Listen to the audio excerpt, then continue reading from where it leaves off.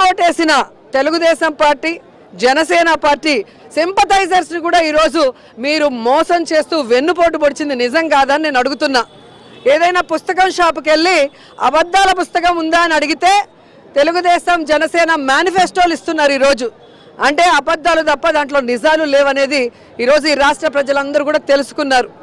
ఈరోజు 1 year వరకు time ఇచ్చారు జగన్మోహన్ రెడ్డి గారు అధికారంలో వచ్చిన కూటమి ప్రభుత్వానికి వాళ్ళు చెప్పిన హామీలు నెరవేర్చడానికి. కానీ సంవత్సరం అవుతున్న ఈ రోజుటి వరకు వాళ్ళు ఇచ్చిన హామీలో ఒక్కటి కూడా వాళ్ళు నెరవేర్చలేదు.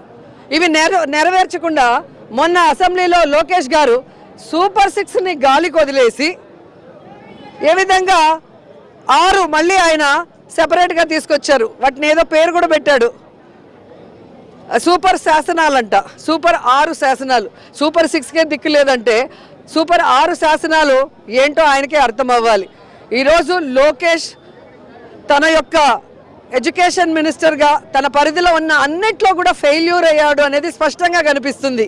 కనీసం 10th క్లాస్ ఎగ్జామ్స్ కూడా సక్రమంగా నిర్వర్తించలేని ఈ పప్పు మరి దేనికి పనికొస్తాడు మినిస్టర్గా మీరే అర్థం చేసుకోవాలి.